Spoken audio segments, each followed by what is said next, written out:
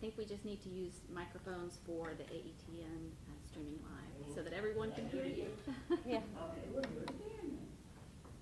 Good afternoon. My name is Linda Chesterfield.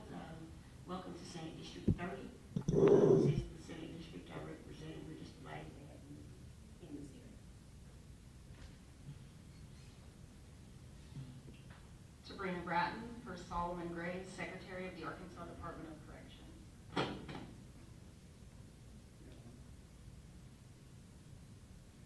Good morning, good afternoon, Senator Jane English from North Little Rock. Alan McLean, Insurance Commissioner.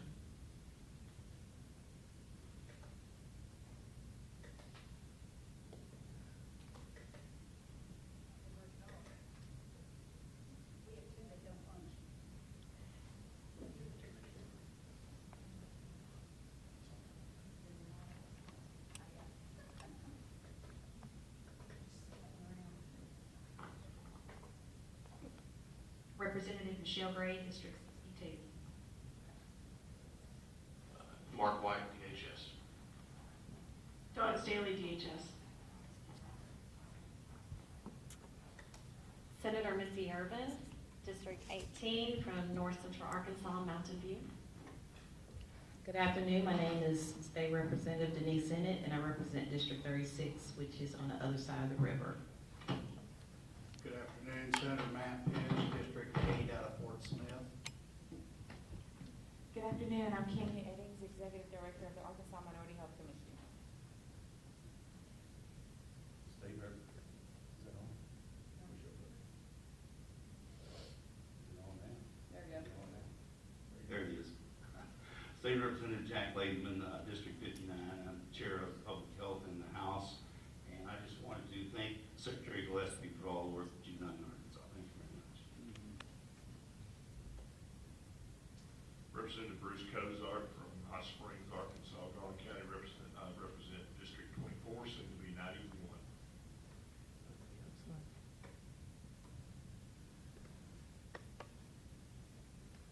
Dr. Bill Golden, DMS, DHS.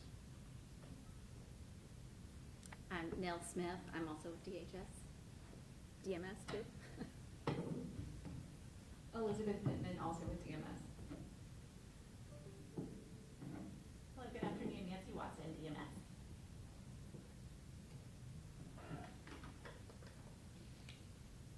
All right, thank you very much.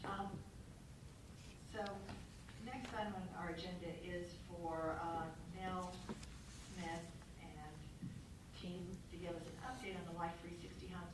And Nell, as you start, would you mind just, since I know that Nancy is new to most of the individuals here, would you mind just giving everybody a quick overview of the roles that you play, your responsibilities, Nancy's, Elizabeth, of course, is the Division Director of DMS. Just, we're building out the team around ARHome, and I think it's great for people to understand what a great team is being put in place. Sure. So I am an assistant director in DMS. There are 5 assistant directors, and I oversee the ARHome program and several other programs with the help of Elizabeth and Dawn and the whole crew. Nancy, we hired Nancy, gosh, was it 8 months ago, 9 months ago, something like that. And we hired Nancy for the Life 360 Home program. We envision someone leading each of the Life 360 Home programs. There are 3 of them. And we hired her for the maternal Life 360 Home program, which we'll describe in a minute. But she's been so useful that we're spreading her around, and she is doing the heavy lifting in terms of the Life 360 homes. She has a background. She's from Arkansas, went to school at Hendrix, and was out in LA doing a lot of work for the homeless. So we feel like she is an asset for both for all of the Life 360 homes, and we're very happy to have her here. You want to say more about your role? No. Okay. Glad to be here.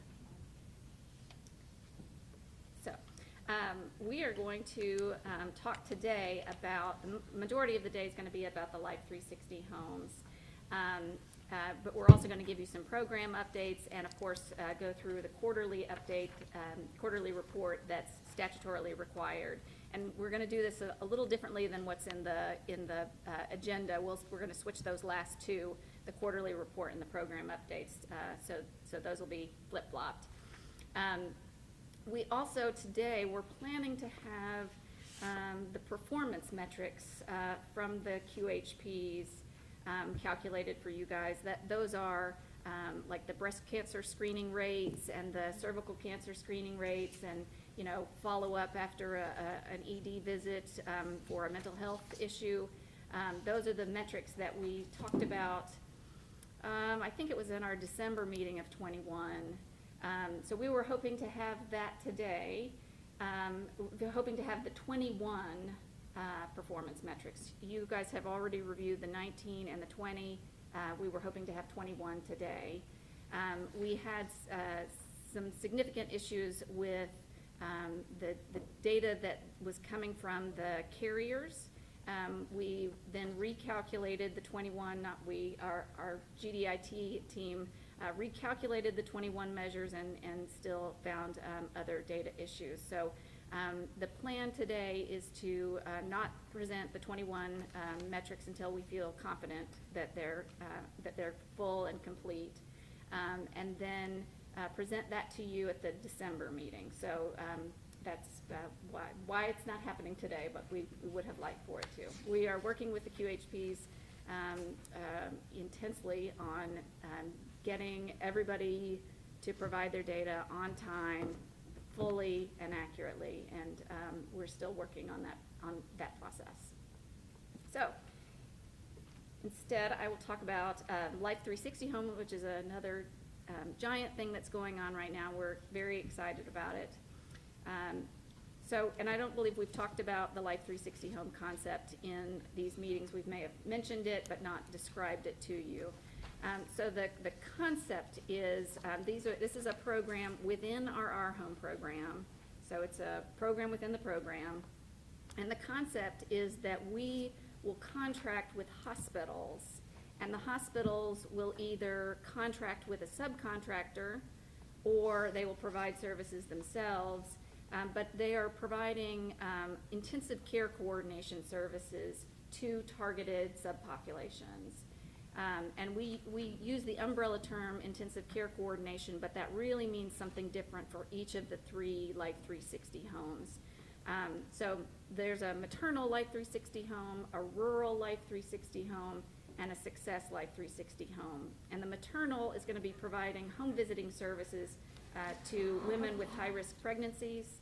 The rural Life 360 home is going to be providing care coordination services to individuals with serious mental illness or substance abuse disorders who are living in rural areas. And the Success Life 360 homes is going to help with life skills and social-related health needs for young adults who are most at risk, and we've defined those as well. And I'm going to talk about each one individually so you get a better idea. But these are supplemental services. All of the medical services that people would normally get are still going to be provided through Medicaid fee-for-service, or they're going to be provided through their QHP, their Qualified Health Plan.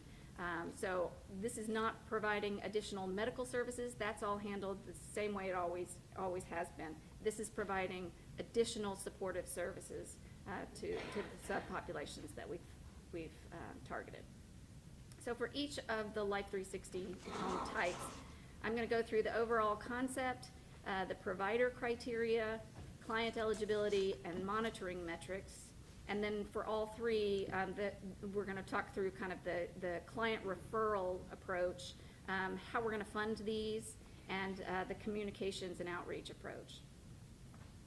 So for maternal Life 360, this is, again, we're talking about contracting with hospitals, and we'll contract with hospitals, and they will more than likely contract with an evidence-based home visiting provider to provide home visiting services to women with high-risk pregnancies.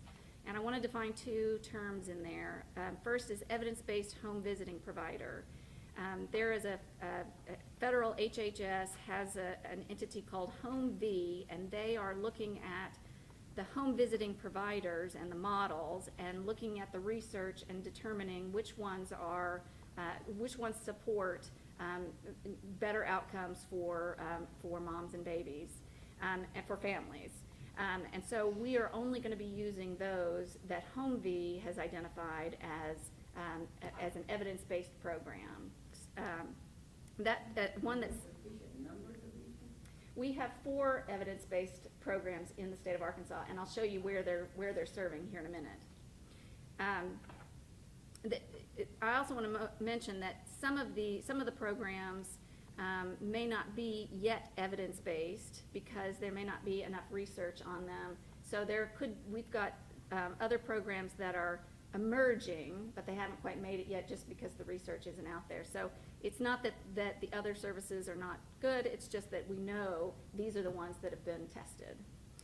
So the other idea I want to define in here is high-risk pregnancies. There is a diagnosis code for physicians to use to decide if this is a high-risk pregnancy. And so it's supervision of pregnancy with high-risk pregnancy, and it can be for things like history of infertility. It could be a history of ectopic pregnancy or preterm labor. But there's one that is rarely used, but we think that this program is going to, we hope that it will incentivize this diagnosis code to be used, but it's supervision of high-risk pregnancy due to social problems. In 21, we only had 100, a total of 100 across the state out of 12,000. So we'd like for women to be identified, at higher rates for high-risk pregnancy due to social problems, and we think this will encourage more OBs to define their patients that way. So the home visiting program is going to provide services for up to 2 years after the baby's birth. It'll occur during pregnancy and then through 24 months after the baby is born. And clients can continue to receive, the ARHome clients can continue to receive Life 360 services even if they disenroll from Medicaid. So that's an important thing. We want the continuity to be there. If you get a job and you're making more money, we want to make sure that you can still receive the services that are important for you and your baby if you continue to need them. I should also say that all of these, the client participation in these programs is voluntary. Nobody's going to be forced to do it. Their Medicaid eligibility is not based on this. This is completely voluntary. It's voluntary for the client to participate. It's voluntary for the hospital to participate. We're not forcing any hospitals to participate either.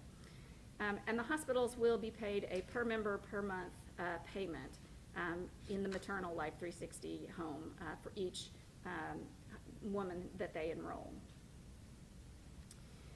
So this answers your question, Senator Chesterfield. We've got on the right-hand side, we've got the 4 evidence-based home visiting programs in Arkansas and where they're serving. The lighter blue, you can barely see it up there, but the lighter blue are 4 counties that have that are partially served.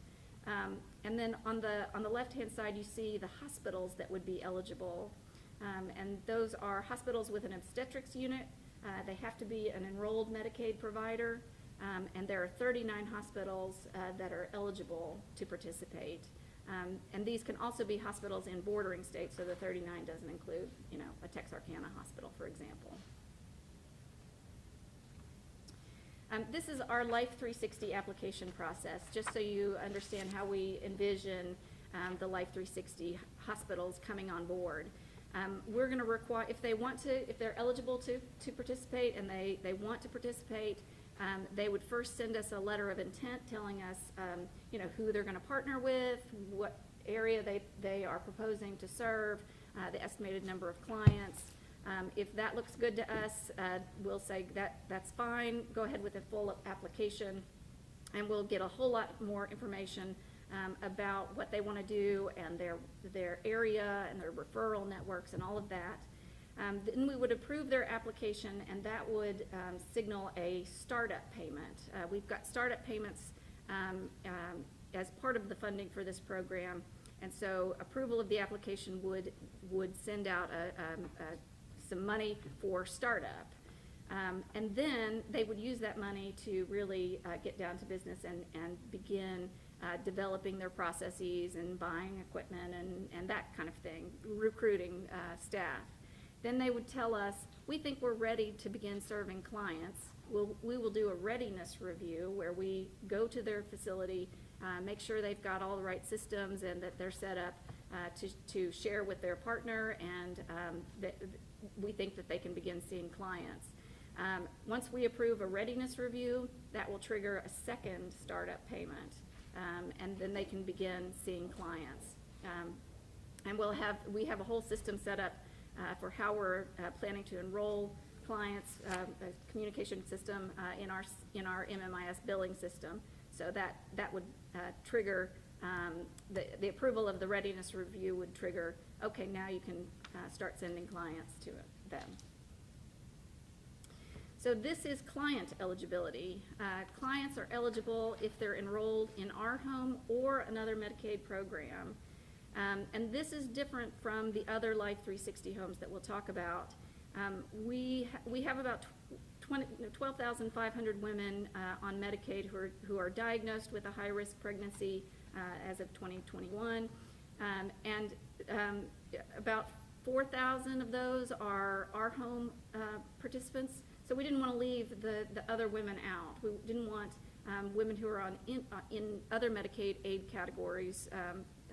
For example, we have a pregnant women category. We didn't want women to miss out on this program. So, and I believe this is a Secretary Gillespie and Governor Hutchinson decision to expand it to both the ARHome population and the other Medicaid aid categories. So women are eligible if they have a high-risk pregnancy diagnosis and they're pregnant at the time of enrollment. So that's important. We've been asked by a lot of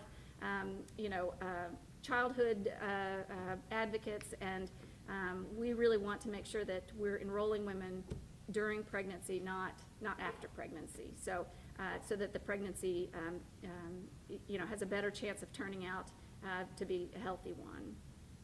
The women have to live in the Life 360 service area. When the Life 360 homes apply for services, they're going to tell us where, what areas that they want to serve, and we've got rules around. We've talked a lot about, how far away can they be, and can you serve in Central Arkansas, but you're serving women in Northwest Arkansas. We've set up a whole system of rules about how that would work, but the Life 360 home has to tell us where they're going to serve, and the woman has to live in that service area. And we also are saying the women can't already be receiving other home visiting services. We're trying to supplement. We're trying to increase the slots available for home visiting services, not supplement another service that's already serving women. So these are the monitoring metrics that we plan to measure the maternal Life 360 home by. We're looking at things like number of people enrolled and number of home visits that are performed, but we're looking at other things like, were prenatal visits timely? Were they done on time, and were they connected to an OBGYN, that sort of thing. C-section rates, live birth, did it end in a bad outcome, or was it a live birth? Was it preterm or term? And the birth weight. These are all measures that we're monitoring our QHPs for, so it should fit in quite well with that. So the rural Life 360 homes, this is type number 2 of our Life 360 homes. The the Life 360 homes, the rural Life 360 homes, again, are rural hospitals, and they'll provide clients with serious mental illness or substance use disorder with intensive care coordination for up to 24 months. So these are, you know, we're connecting them with care coordinators so that, you know, they remember to get to their doctor's appointment, or if they need a certain service that they're not receiving now, there's a care coordinator that will help them make that connection. The Life 360 home will also provide community screens for health-related social needs, so and intensive care coordination for enrolled clients. So what we have in mind that there will be certain clients, those with serious mental illness or substance use disorder, that are getting the intensive care coordination, but we want to make sure that the hospital is screening community members, not just those that are considered clients, but they're actively screening for social determinants of health issues, and that they're connecting people to services in their community. And we're also asking that a Life 360 hospital must also operate an acute crisis unit that's available to folks for 24/7, around the clock. These are billable services, but we are finding that rural hospitals are probably not going to have the volume of actual patients where they can bill. So this is allowing the hospital, giving the hospital funding so that they can operate even when there's no client there. And we also hope this spreads the acute crisis units and that concept around the state in areas that it wouldn't just naturally be able to formulate. So the provider criteria, so the hospital criteria for who can be a Life 360 is a general hospital or a critical access hospital. General hospital is a licensing term. Critical access hospital is a federal designation for hospitals, small rural hospitals that get paid a different way because they're critically needed.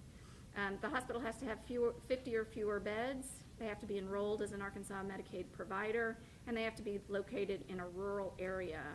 And rural area, we've defined that as a county with a critical access hospital or a SHIP hospital, or a county that has less than 50,000 people. And it's not on the map there, but one of the items that we talked about was the Gravette Hospital, which is a critical access hospital, but it's in Benton County. Benton County is obviously has more than 50,000 people, but we wanted to make sure that critical access hospitals could still be considered a rural Life 360 home. So that's why we've designated the rural area meaning there. We have 30 Arkansas hospitals that are eligible. We've had other hospitals like UAMS want to participate in the rural Life 360 program. And the way we see that, we think, you know, UAMS has a role to play. It's just not that they would be the anchor hospital. So they would have to partner with one of these rural hospitals, and then they can be they can help provide the services. So we see these partnerships, you know, getting creative to make sure that we've got the rural hospital as the anchor, but we've got many different kinds of partner relationships. So the client eligibility. Clients are eligible for care coordination services if they're enrolled in ARHome, they have a diagnosis of serious mental illness or substance use disorder, and they live in the Life 360 service area. PASS clients, you may know that we've got a program called PASS that provides behavioral health services, provides all coverage for individuals with behavioral health, high levels of behavioral health needs.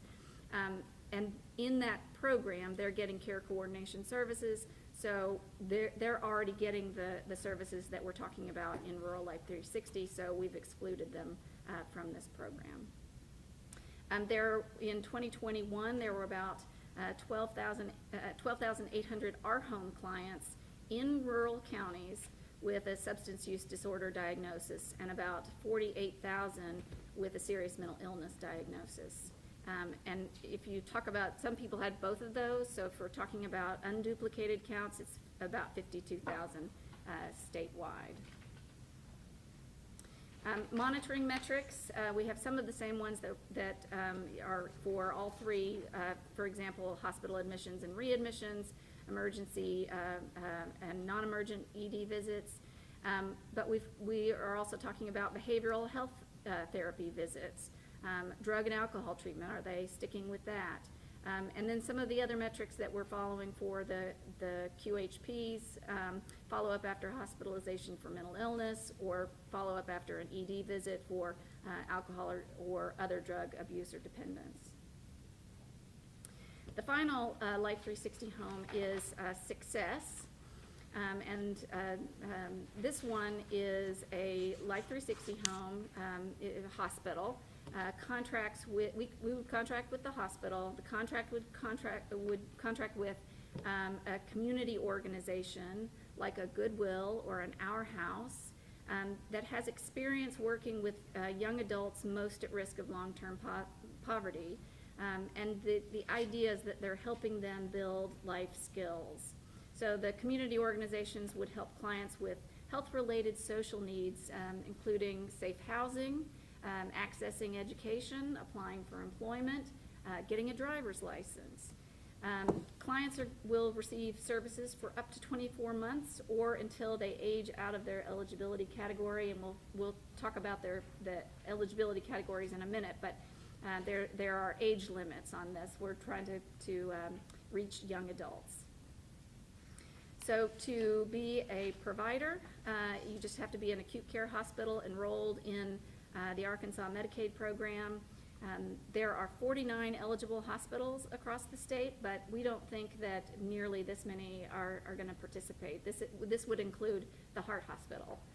So we don't think the Heart Hospital is going to be applying to be a Success Life 360 program. But we also see this as a program that needs a really good community partner, and there may be limits to where those good community partner organizations that have the requisite experience may be located. We think probably the urban areas are where those groups exist.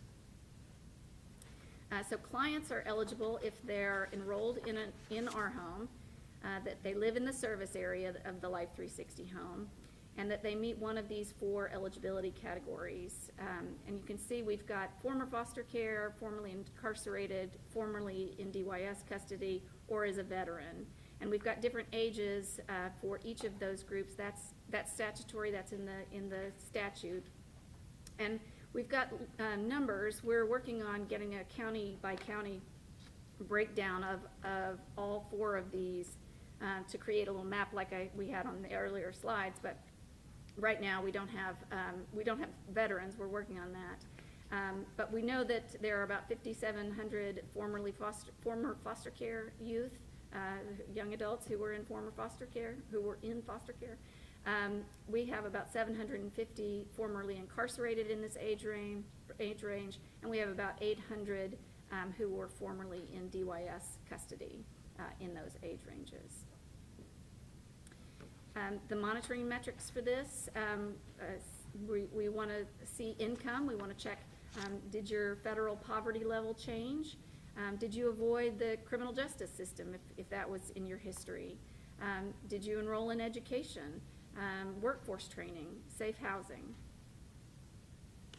So this is a slide for all 3 Life 360 homes. This is how we envision clients being referred to a Life 360 home. Obviously for rural and for maternal, there's a diagnosis that's involved, so we assume that there will be referrals from OBGYNs and behavioral health providers. We also are working with our sister divisions, DCFS and DYS, so that when they release an individual and they know that that person is going home to a place where there is a Life 360 home in their area, they can hook them up, connect them, give a warm handoff. We've also been working with Dr. Bratton on the same idea for individuals who are released from the Department of Corrections, so that they can participate.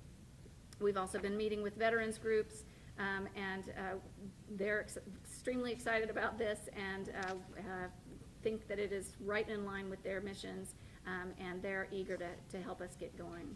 We also expect our qualified health plans to mine their data, and they see their high-risk pregnancies before we do. We get the claims data about four months later.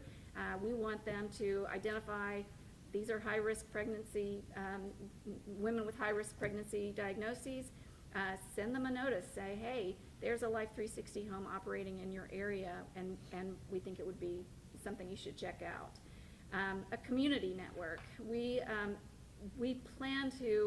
like the idea of the Life 360s going out into the community, talking with churches, talking with homeless shelters, talking with food banks, so that they can encourage individuals to be referred to the Life 360 in the area, but also that a big part of this is making sure that the Life 360 home knows how to connect these individuals to the community resources if they need them. So we see this as a double way connection. So referring in, but also knowing this is where they go for housing needs. This is where people go for, food banks.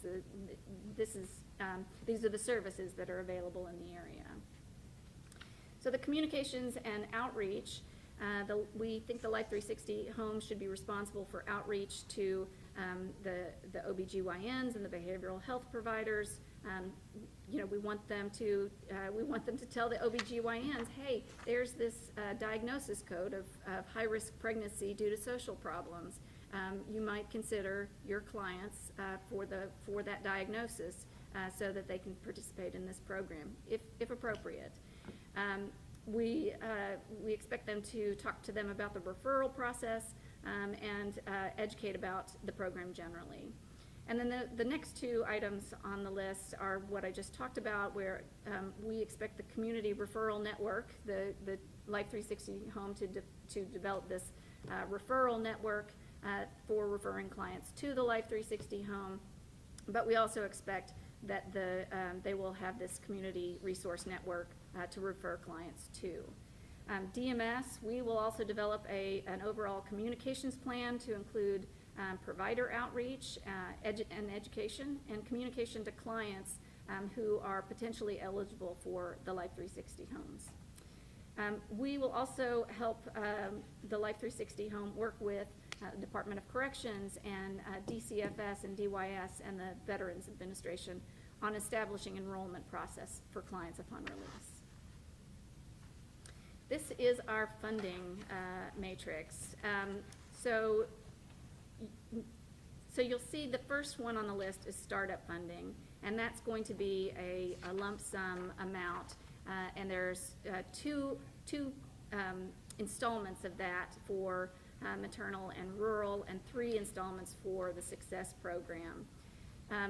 Then there's the home visiting, and that's going to be done on a per member per month. So they're going to be paying $300 for each of the individuals who are enrolled in that maternal Life 360 home. The rest of the funding mechanisms are going to be, except for the per person success award, but the rest of them are going to be lump sums where we develop a budget with the Life 360 home. They say we need this amount of money for transportation costs, or we need this amount of money for technology costs up to a maximum. We will say, your program's going to be smaller than that. We don't think that's the right amount. We negotiate, come to an agreement on an amount, and take that amount on an annual basis, divide it by 12, and they'll get monthly installments. So that's how the funding system is going to work. And you can see which Life 360 home is getting which type of funding. Approvals. We have applied for the Life 360 home under our original ARHome application, 1115 waiver application. They didn't decide right away, but that's the main vehicle for the Life 360 homes from a federal perspective. We have received draft agreement language from CMS. We've been on a couple of calls with them to kind of hash out where, we see some changes that could be involved, but we expect to have that approval this month. We also, I mentioned earlier that we are trying to make sure that it's not just ARHome women who can participate in the maternal Life 360 home. So to get those other Medicaid aid categories in, we needed to have a different authority, CMS authority. So we're applying for that and anticipate that they will approve that. We are also in the process of promulgating our provider manual, which are really the rules for the program, and that should be coming to the legislature shortly. This is our implementation timeline. We expect CMS approval for the Life 360 home concept in September. Then we want to begin accepting letters of intent from hospitals. By October 1st, we're going to have our manual and our waiver, the second waiver that we're applying for, out for public comment. And we hope to begin accepting applications October 1st. We can't do anything, we can't take any action until we have full approvals from everybody, but we think we can begin accepting applications and reviewing them and communicating with interested hospitals. And then December, we hope to have all of that material to you for legislative review. And that's the end of Life 360. Happy to take any questions or my colleagues up here. That's all Representative Gray, and then your Chesterfield. Thank you. First, I just wanted to come back to what you said right before you didn't really break, so I could ask you the Oh, question. sorry. Talking about the performance metrics, are we asking for anything different than what we, of the QHPs and what we've asked for the past 2 years, the same data? So for birth outcomes, we have three. We have preterm birth, the rate of preterm births, the rate of low birth weight, and the rate of very low birth weight. Those are the three that we've done so far. We've provided 2019 and 2020 metrics for those. We have to make the match again for the 21 metrics. We have to make a match with the ADH data, birth certificate data, and so that's got to happen before we have 21. Those are the three we have so far, but I don't think those are the only ones that we've envisioned in the future for the QHPs. Okay. That's where we're starting.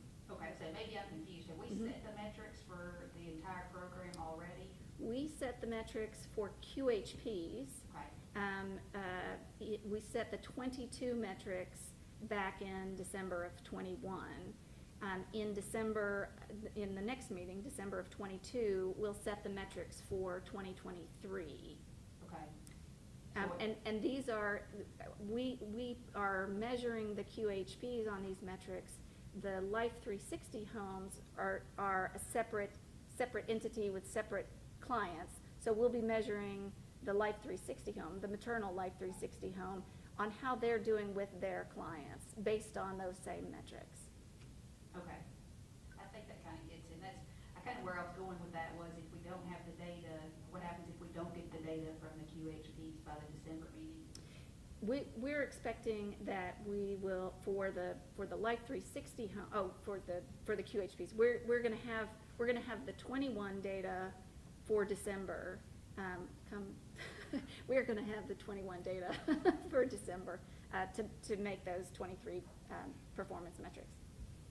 And what if we don't?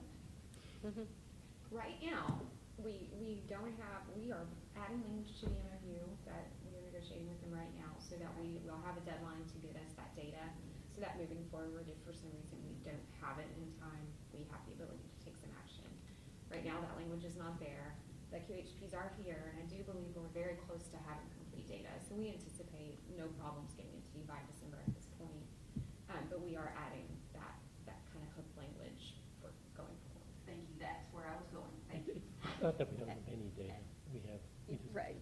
Yeah, it's not that we don't have any data, it's that we don't have, there's some cleanup that needs to happen. And I've told the carriers, we need to have it by October 15th, because they know I don't want to go through what we've been through, with the last round of data. Okay, is there any pushback to that date so far? There's a little bit of pushback, but there was a little bit of pushback. They're trying to clean up their own data, and so I think it's there are questions about, whether the back and forth between what our GDIT, who does the calculations for us, is seeing, and little things. But I think it will be done, and they know that it's a hot button issue for me. Thank you. Dr. Chesterfield? 1:52 p.m. Thank you, Madam Chair. I guess I'm on. Thank you, Madam Chair. Nell, good to see you as always informative. Thank you.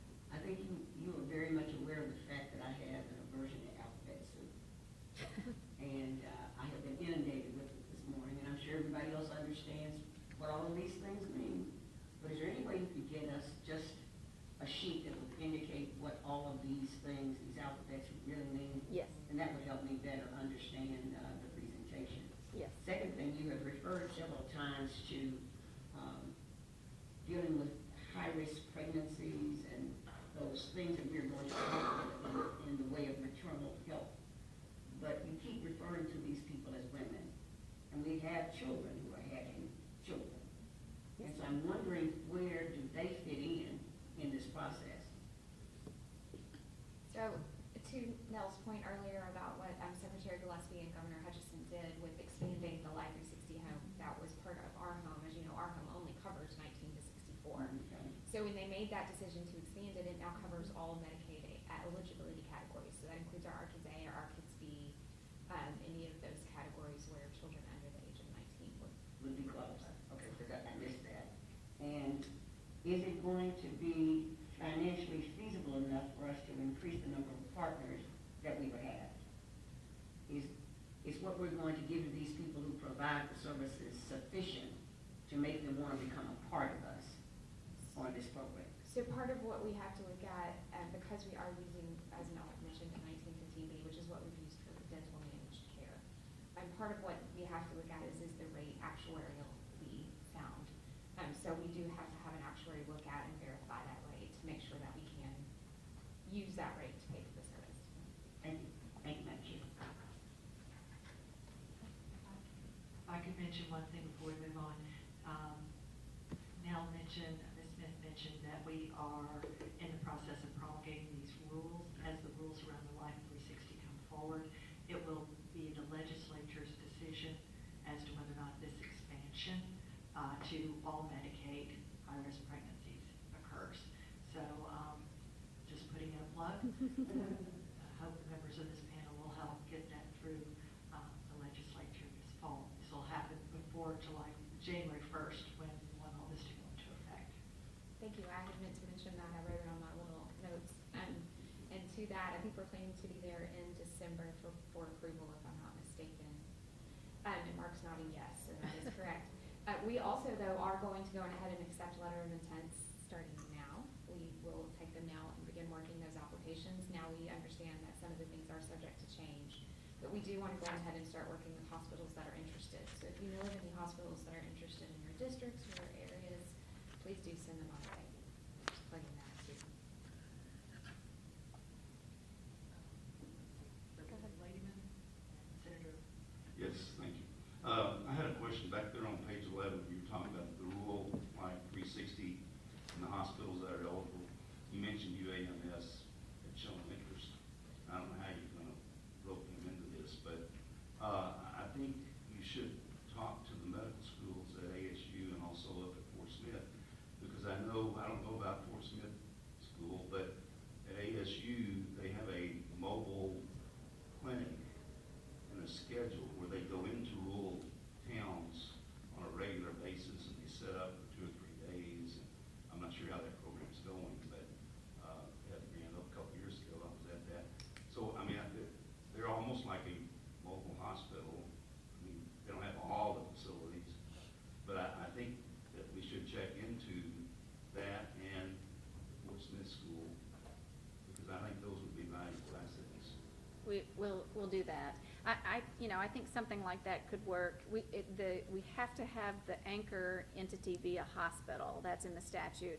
But I think there are creative ways of saying, okay, the hospital, the administrative functionality is XYZ hospital, but, this medical school is going to be the partner, and they're going to use that mobile clinic to serve their clients. Well, yeah, I don't know Fort Smith's situation, but I know there in Jonesboro, we have 2 hospitals that are participating, and, they try to use the last year medical students to do some of this. I think it would be a really good thing to look into.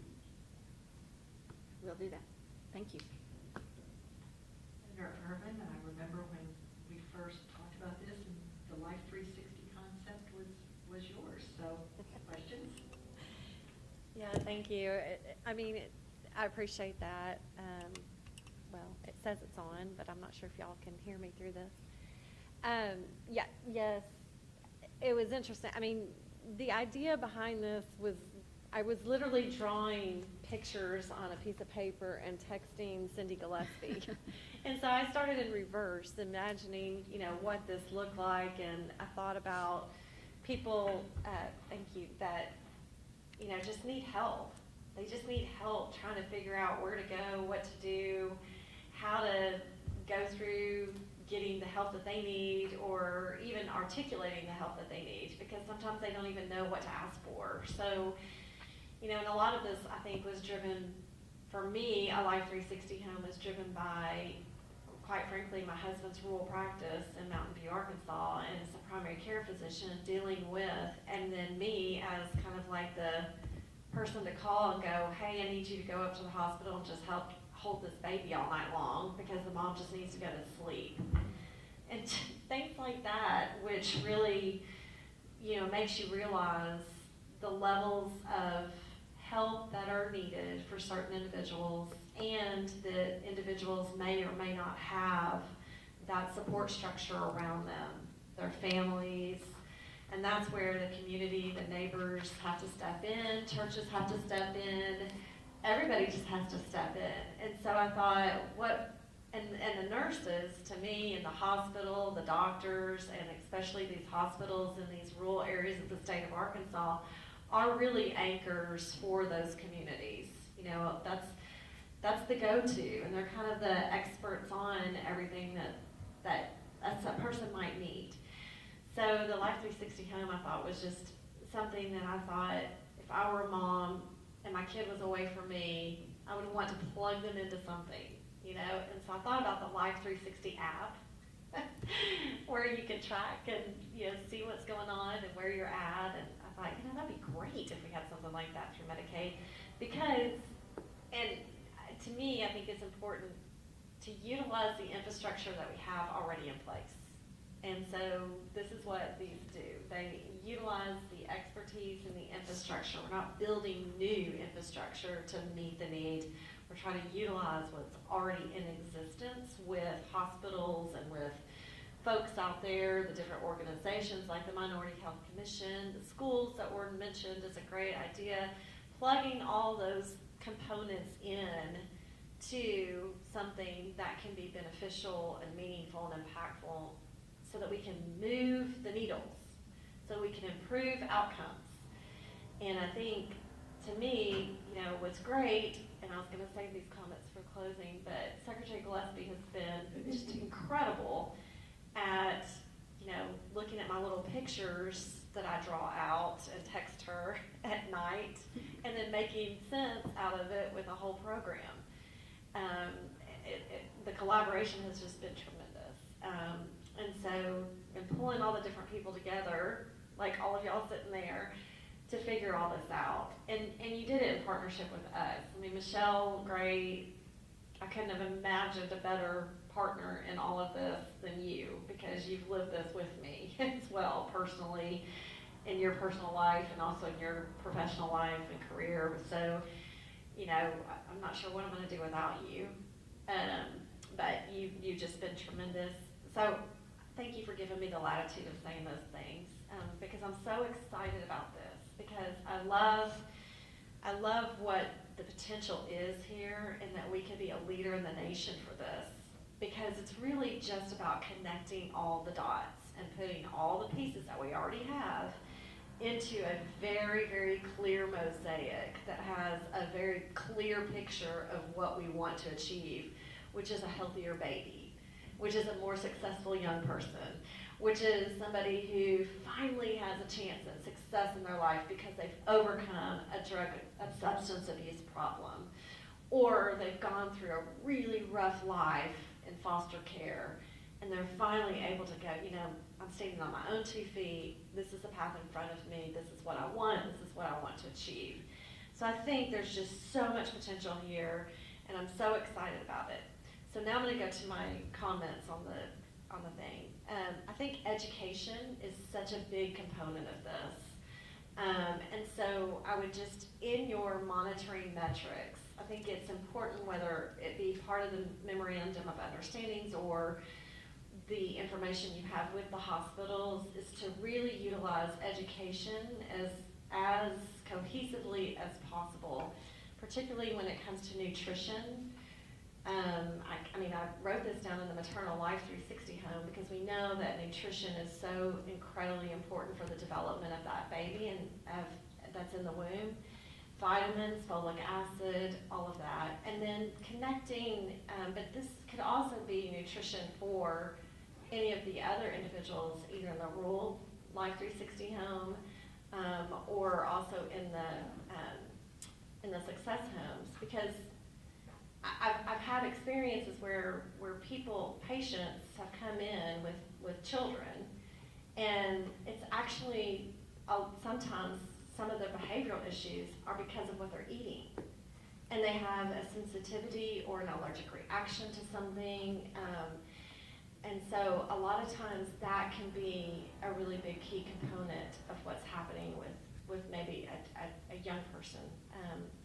And so I just had that as a note. And then I think being able to keep those beds open and available for the acute crisis unit, we've got to really push that through our sheriff's offices and our community partners when it comes to local law enforcement, so that they understand the critical nature of that in partnering with the hospitals. I think that's one thing I would just really try to plug the Sheriff's Association into this discussion. I think that's such a big key. And then the last thing I would just add, your primary care physicians and providers, because a lot of times your women that are on Medicaid that is their first stop. And so that needs to be a really strong referral base into Maternal Life 360 home, but also the Success homes and rural homes. But that's going to be a big one, because it's not just OB-GYNs. A lot of times they start off with their primary care physicians, or primary care providers also do deliver. And then midwives, I think, also probably needs to be part of this referral base, because you do have a lot of midwives in certain areas of the state that are pretty active as well. And then the last thing I would just say is I think the data is so important that we drive this, and making sure that data is, I'm just glad that we can look at it and understand that claims data from all these different perspectives. And yes, absolutely, Senator Chesterfield had such a great point of children that are delivering. That's why I think it is important for UAMS and even the heart hospital to be partners if they're eligible. I think that they actually will dig this. I think the Arkansas Heart Hospital will dig this because they're really all about this and a lot of what they do with their patients that they work with. So I would just not count anybody out, but I would say that this absolutely should be expanded to all of the Medicaid population for the maternal health. So I'll look forward to working on that with my colleagues. But again, thank you so much for this work. I'm just really excited about it. I have a quick question. I think 2 quick questions. So on page 10, when it talks about community screens for health-related social needs and intensive care coordination, can you talk a little bit about how that will be done, what that process looks like?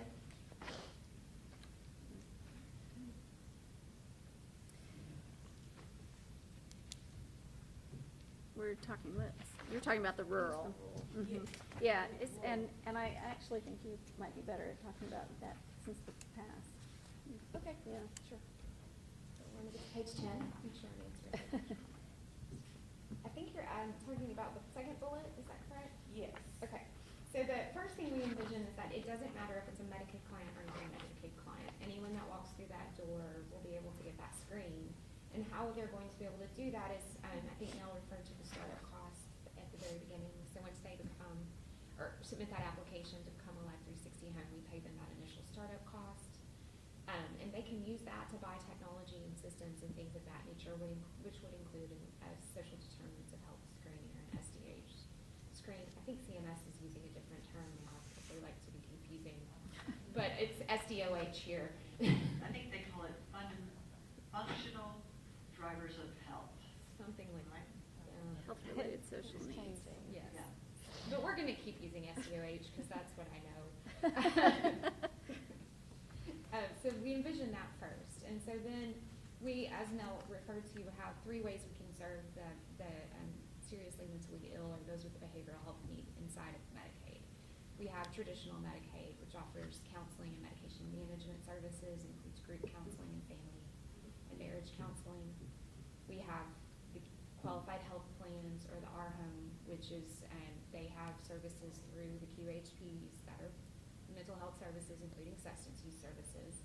And they will have access to the rural Life 360 homes or some assistance with the SDOH needs associated with the serious mental illness. If their SMI or substance use disorder is causing functional deficits that rise to the level that they need assistance with activities of daily living, things like dressing, eating, mobility, and then the IADLs as well, like being able to buy their groceries and cook their food, those types of things. They get a referral for an independent assessment and we go into our PASS program, provider-led Arkansas Shared Savings Entity. So they could, I know, it's a mouthful, right? It's gonna be on your list. It will be on the list. And that way they have access to those home and community-based and institution-based services where they can receive assistance. Now they may then stabilize in that PASS program and come back to the ARHome QHP program, and then they would still be able to receive services through Life 360 Home. So we envision them kind of working together as a coordination of services for individuals that have SMI or SVD. And then one final one on the page 20 on the payment method for transportation. I noticed there wasn't a checkbox in the Success Life 360. So the transportation is really, for maternal, that's a home visiting program, so we do see a lot of that transportation need, because they're visiting homes.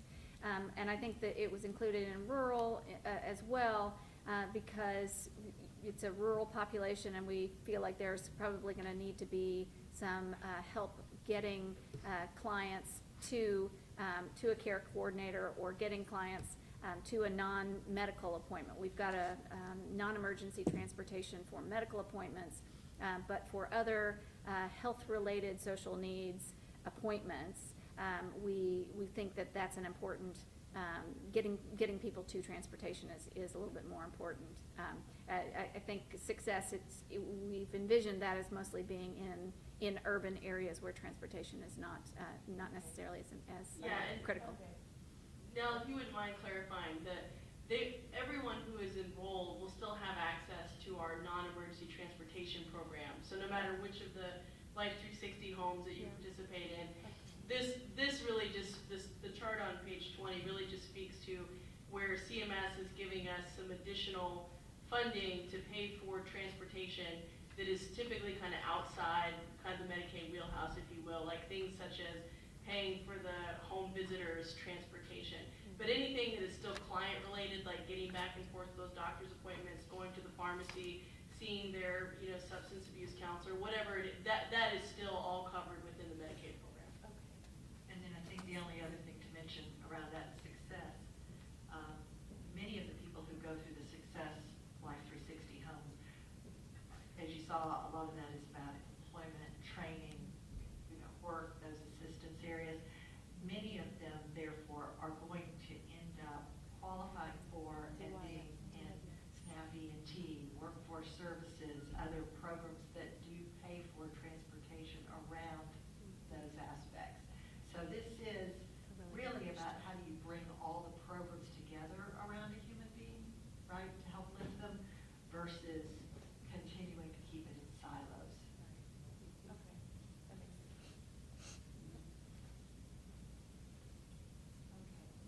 Yeah. Representative Cozart, then Representative Lakeman. Madam Chair, I'm just on page 6, I just had a question about the provider criteria for the 39 hospitals that are eligible in the state, and it says also can be hospitals bordering state. Are we pretty definite that these border states are we can do that with them, they're gonna be happy to do that? I'll let Nell speak to whether or not we've talked to them.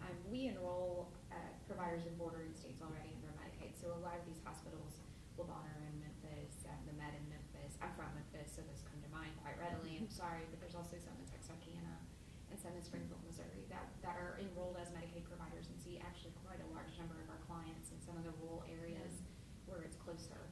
So yes, we would like to work with them if they're interested. Nell, I don't know if you've had any conversations. Well, I just noticed there are some pretty large areas there that there's not a provider in, Right. so that would probably work better for them in Yes. the surrounding states, so.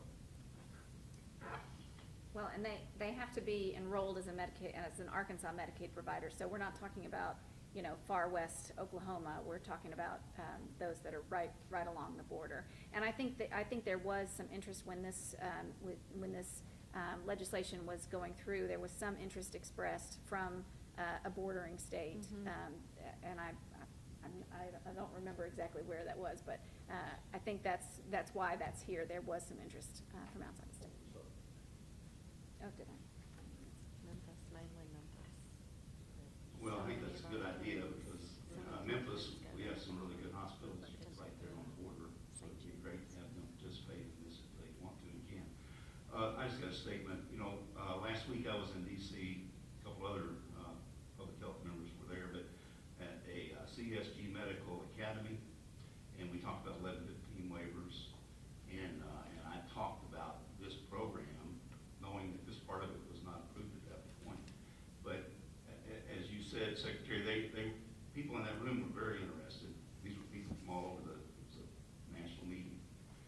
So they were very interested in this program. So hopefully we'll be able to execute this and, as you say, be a leader. But that's the Council of State Governments, Senator Chesterfield, in case you didn't catch that CSG.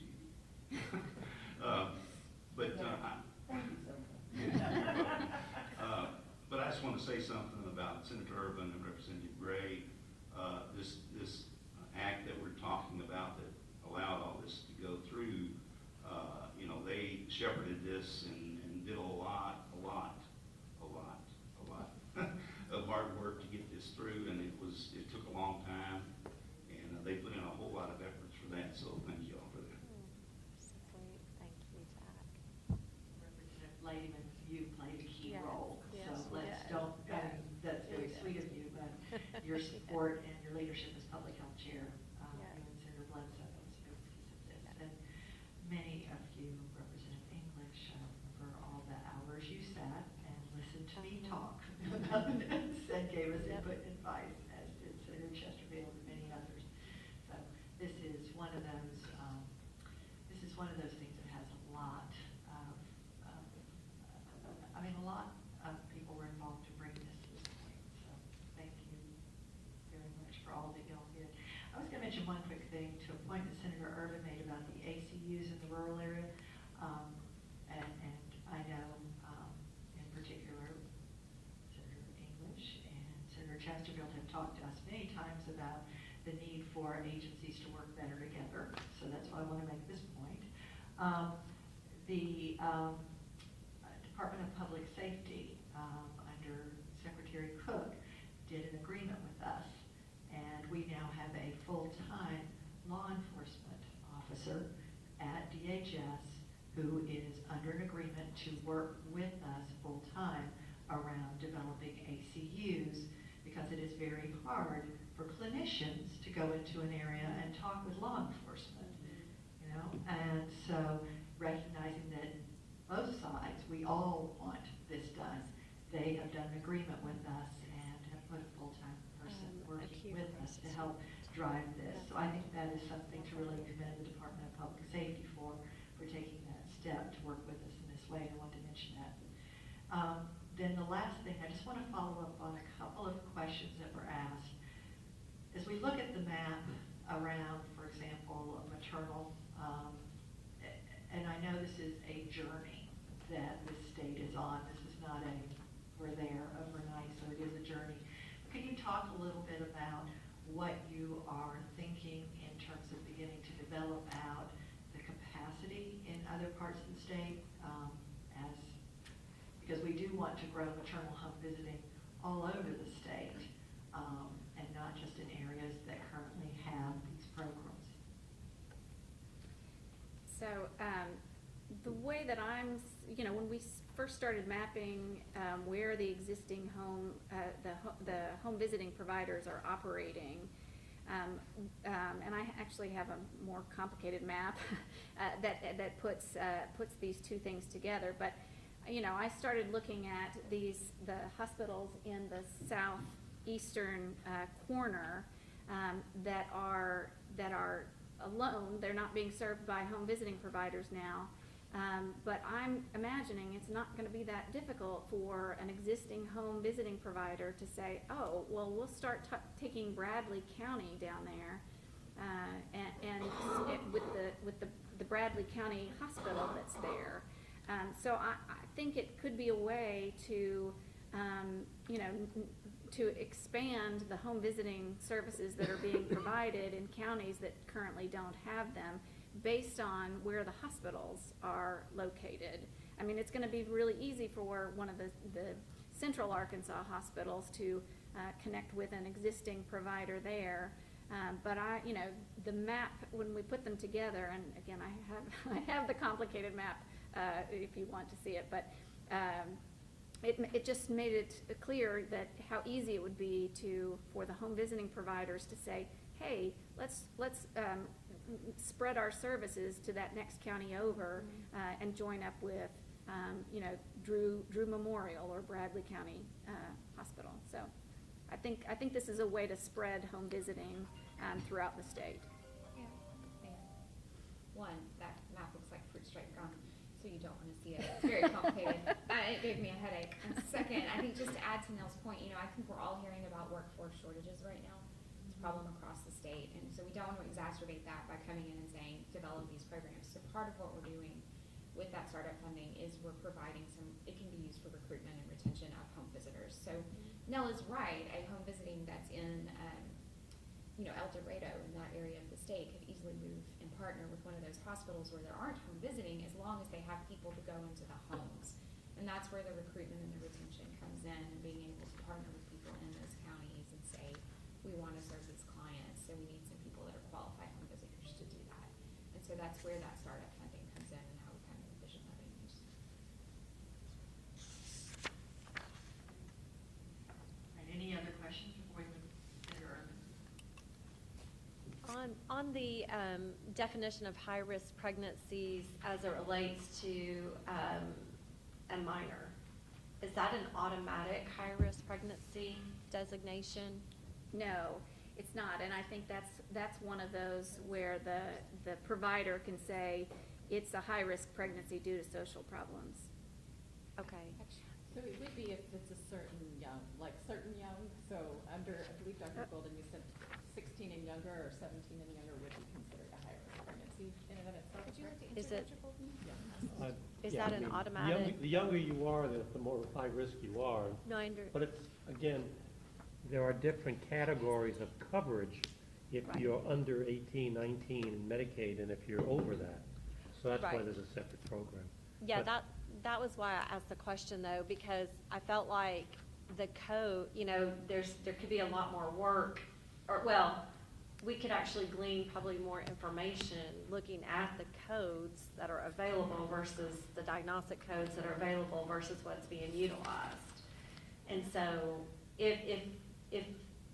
I would assume that if there was somebody under the age perhaps of 18 maybe or 16 that is pregnant, that would be an automatic high-risk pregnancy diagnosis. And I'm wondering if our QHPs, can look through their data and see and readjust those. Well, yeah, I mean, In other words, could there be more of a partnership when it came to diagnostic codes? part of the problem is that the younger moms are not in the QHPs.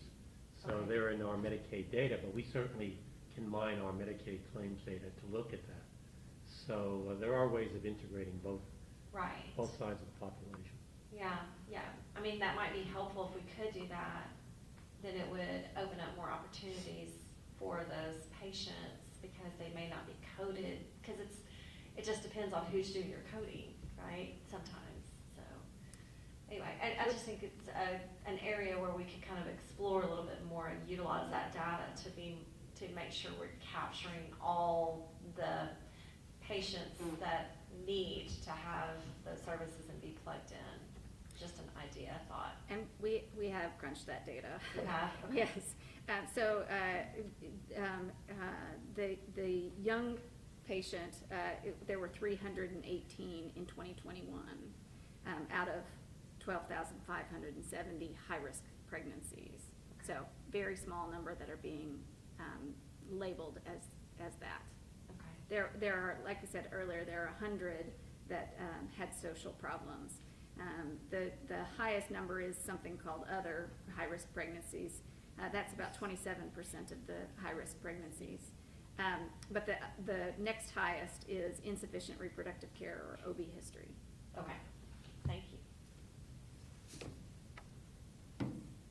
And, we do have a list, I think, of the high-risk pregnancy diagnostic codes. That it doesn't mean a lot to me, Right. but I'm happy to share it with you. It uses lots of technical clinical terms, but we're happy to share it if that's something you guys are interested in seeing. And it does include one for young pregnancies. It's called prima or gravida or what, I don't know. Right. First pregnancy or second or third pregnancy. Yeah. And I think there's a component to this that you're raising, which is Life 360 homes will be for any high-risk pregnancy in Medicaid, with the way we're going, right? Which means that when we start educating the medical world Yeah. on this, Yeah. it is important to also educate the pediatricians Yes. and not just Yes. those who are anybody that's working with the R Kids A and B population. Yep. That's what you're basically saying, is make sure that we equally work with them and not just with the OBGYNs or the PCPs for the adult population. Yeah. Definitely agree with that, and we have some contracts we can use to get some education materials out there to them Yeah. around this and this program and what high-risk pregnancy diagnoses are. Yeah. That stuff. Yeah. Any other questions before we move to the next item on the agenda? All right, so now your ARHome program update, I believe. is Well, next. yes, it is 2:25, so I want to be respectful of everyone's time. I don't know if we want to do the program updates or the quarterly report. Secretary, I don't know if you have any preferences? So, I think you can go quickly through the program Okay. updates. There's been some fairly major changes in the last quarter, so just highlighting them. I don't think you have to spend a lot of time on each slide there or in the quarterly report. Okay. So July, we had 2 items that happened in July. We've talked a lot about the PASS program. Previously, ARHome clients could not be in a PASS. So even if they were testing as if they could go into a PASS, we were limited and could not include them. So we asked CMS if we could include ARHome enrollees into a PASS. So that went into effect July 1st. We had about 1,100 people who have transitioned. They're still in ARHome. They're considered medically frail, and they'll be receiving their care through a PASS. Reduced retroactive eligibility. So in a normal Medicaid program, an individual could come into the Medicaid program, and they've got medical bills 90 days in the past, and Medicaid would pay for that client's medical bills back 90 days. With ARHome, we asked for a waiver from that requirement, and we've said we want to shorten it to 30 days. We want the ARHome program to really operate more like an insurance plan, so that folks get used to what having an insurance plan is like. And an insurance plan, doesn't pay your medical bills until you enroll. So we've reduced that from 90 days to 30 days. This is a lot of words on this slide, but essentially we have suspended enrollee auto assignment. So what happens is a client when they enroll in ARHome, they have 42 days to select a plan of their choice. If they don't select a plan of their choice, they get automatically enrolled into a QHP that goes round robin, selects from the 5 QHPs. We have a provision both statutorily and in our agreements with the carriers that if we get to certain levels, we can suspend auto assignment, and so that's what we've done. It's a budgetary mechanism to say we're not going to put people in QH, new people coming on in a QHP. We're suspending them.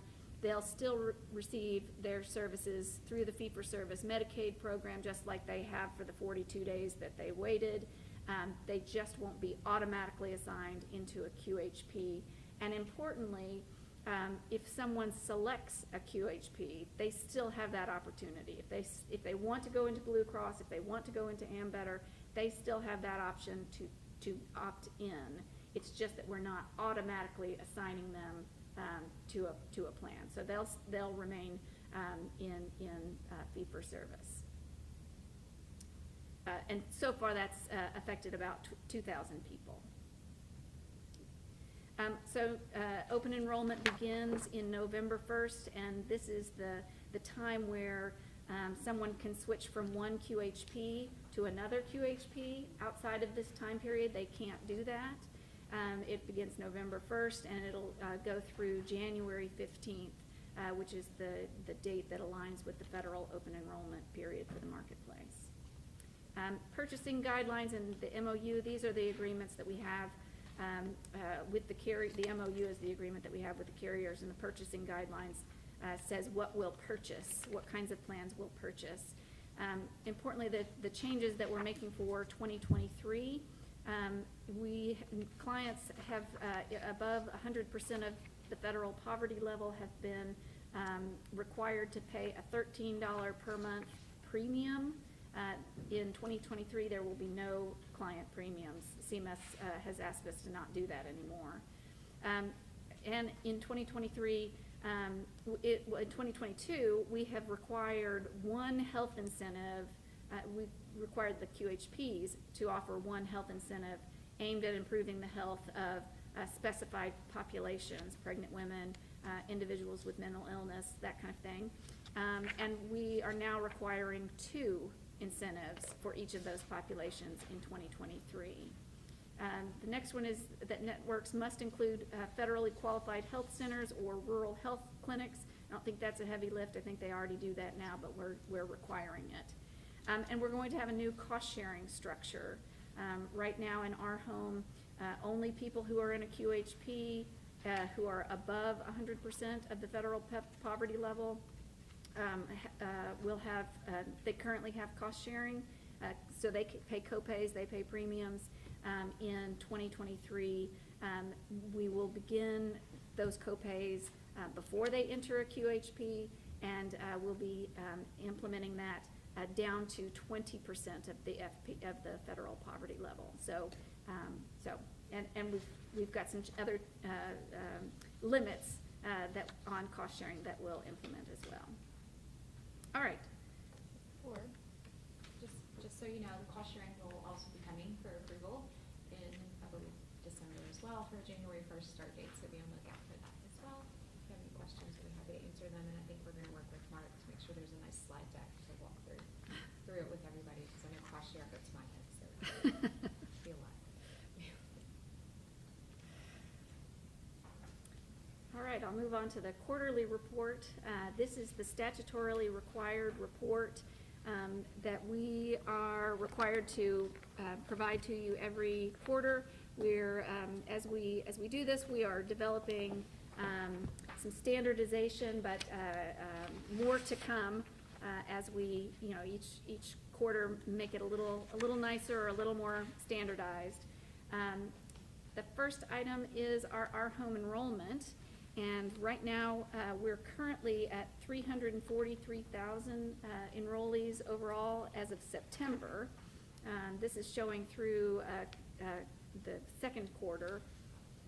And this slide also shows the blue are the people who are in a qualified health plan. The orange are the people who are in that 42-day window before they're enrolled in a QHP. They're in Medicaid fee-for-service while they wait, but they stay there for 42 days and then they're enrolled in a QHP. And this is the section that as we suspend auto assignment, this section will probably increase a little. And then the gray are the medically frail. These are the folks that have a disability or for some reason the services that they need are really not met by what the QHPs are offering, and so they are receiving Medicaid fee-for-service. One thing to note is that we've increased enrollment because of the PHE, the public health emergency. CMS is not allowing us to disenroll people except for certain reasons, and so that's leading to the increase, the consistent increase. But one thing to note is our rate of increase is decreasing. So in the first quarter between the first quarter of 21, Q1 and Q2 of 21, it was 3% increase, and now we're down to less than 1% increase. This is our QHP enrollment for the second quarter of 22. It really did not change from quarter one. You can see that we've got 5 plans. You can see the 5 plans here. We've got 2 carriers. So Blue Cross has 2 plans and Centene has 3 plans. And I'm trying to do them in green and blue so that you can tell the difference between the carriers. But essentially, Blue Cross has got, they're about 50-50 in terms of enrollment. Blue Cross has got a slight advantage, but. This is for our 2022 and 2023 premium rates. The average premium payment for Q2 was $487 per member per month. And then we've got something called an advanced cost share reduction payment, and I'm going to try and quickly describe this to you. This is the plans that we purchase are available on the marketplace to anybody. And these plans may have a $50 copay for a visit to a doctor. Our clients we can't charge our clients $50. Our clients pay $4. So there's a difference in $46. We pay the carriers a regular payment to make up that difference. And then at the end of the year, we settle up. We look at the actuals versus what we paid them in this estimated payment. But it's a part of the plans. So then for 2023, we've got an average increase from 3% to 7%, as you can see in the table below. Then this slide is showing utilization. So these folks are the people who are in Medicaid fee-for-service, and these are the expenditures made on the ARHome individuals who are in Medicaid fee-for-service. So the medically frail and those people who are in that 42-day window waiting to be enrolled in a QHP. And one thing that last time we showed you pie charts like this, we couldn't compare the Medicaid fee-for-service expenditures with apples and apples to the QHP expenditures because we had different ways of categorizing. But our number crunchers at GDIT have developed care categories so that we can easily compare the Medicaid fee-for-service expenditures with the QHPs. And one thing I'll point out is the retail drug costs for Medicaid fee-for-service, 27% of the total. And then we go to the ARHome utilization. So these are the claims that the carriers send to us each quarter, their claims, and we've categorized them in the same way that we categorize the fee-for-service claims. This is for Q1. We didn't have Q2 available. That's another data issue. But you'll see here the retail drug expenditures are 32% of the QHP costs. This was a concern by the carriers. They thought that was too high. It does not include rebates that they'll get at the end of the year. But the carriers asked us to break out retail drug from other pharmaceuticals like chemotherapy drugs. And so we have accommodated that and reflected it's still about a third of the cost of that QHPs are paying for. So the December meeting, we will review the 2021 performance metrics. We will have that data. And we will we'll use that data to establish the 2023 performance targets. And we will also have the carriers come and tell us about their 2023 strategic plans to meet the outcome targets. I've asked for those drafts to be due to us by September 30th.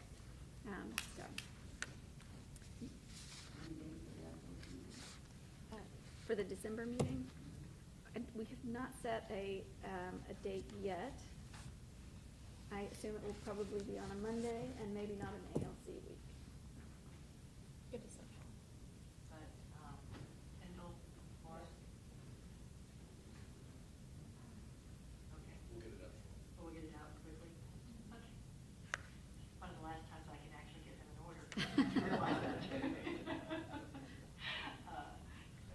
All right, any other questions about this section? Quick question.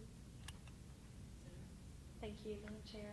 Quick question on the difference between the outpatient procedure and facility between medically frail and the QHP.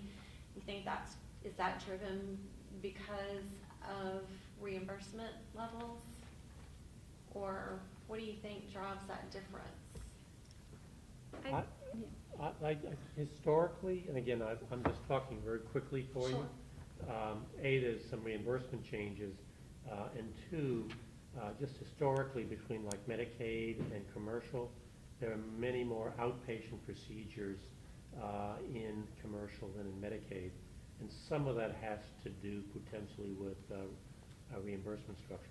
Right, yeah, okay. Well, I mean, you're maybe avoiding, I mean, it shows a decrease in your inpatient hospitalization as well, so do you think that's also in fact impacted with the QHP pie chart?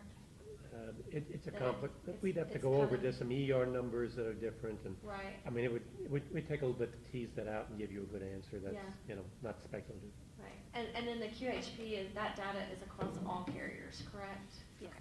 That's interesting, thank you. And it is important to keep in mind that when you're looking at the fee-for-service population, it's hard to draw a lot of comparisons because they are primarily the medically frail population, Right. so they tend to have a higher level of need overall. Comorbidities, yeah. But it Yeah, is, I mean, that's something we true. are looking at in our hospital rate study is our outpatient and our inpatient Right. reimbursement, so Right. we are looking at those Yeah, things as yeah, well. it's interesting to compare them. I love the comparison. Any other questions? All right, I do want to thank all of you for your time and attention today. This has been a really great meeting. Thank you, Mel, very much for your presentation. I have more questions than Dr. Coleman. As we leave, I do want to just make a couple of other comments. You know, I mentioned public safety, but I do have to, you all know this because of their presence here, but we obviously are working daily on this program with the insurance department. The AID has been wonderful. Corrections has been phenomenal, not just hosting us, but the work you're doing with us on Life 360 homes and on this population. We really appreciate it. Health department, across all of health department, y'all are working with us around maternal homes, et cetera, and obviously the Minority Health Commission. This is truly one of those areas where we do have state government coming together, and I think that is so wonderful.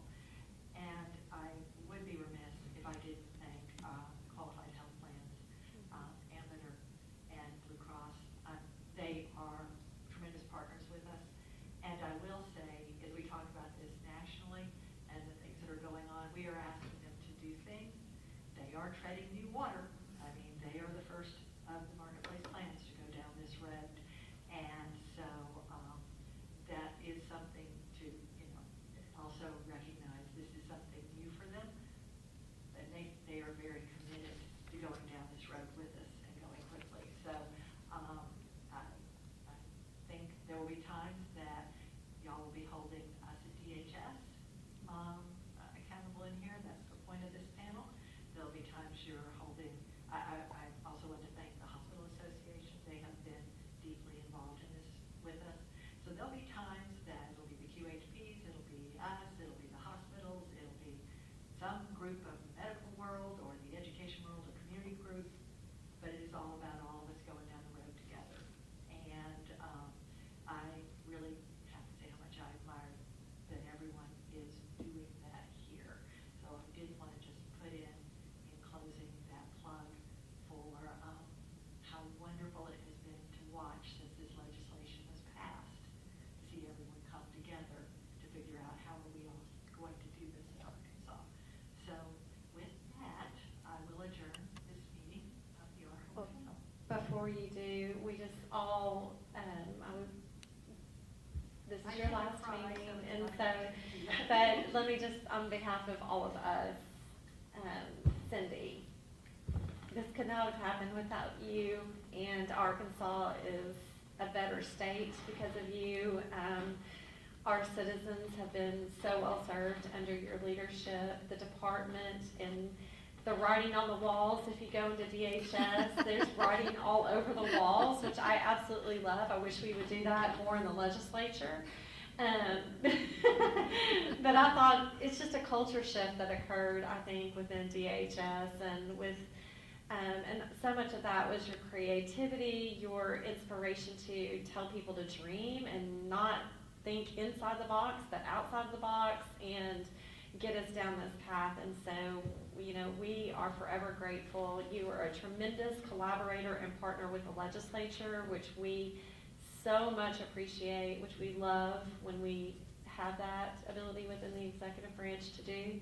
And just so on behalf of all of us around this table. We are so much in admiration of you. Thank you for coming to our state and inspiring us and helping to make this happen. And good luck to you. We will pray for you and your family, and know that you can always come back to your home in Arkansas. Thank you.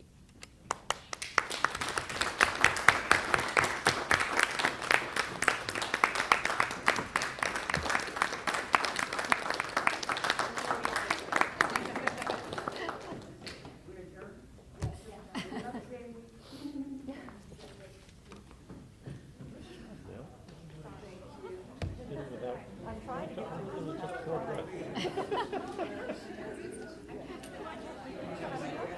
Well, you didn't walk quickly enough. You did. More breaths than I think. Yes, I'm sorry. No, it's fine. We just thought we might have to give you CPR. Well, this is, and I don't know how, so Dr. Golden. I can call 911 very easily. Do that.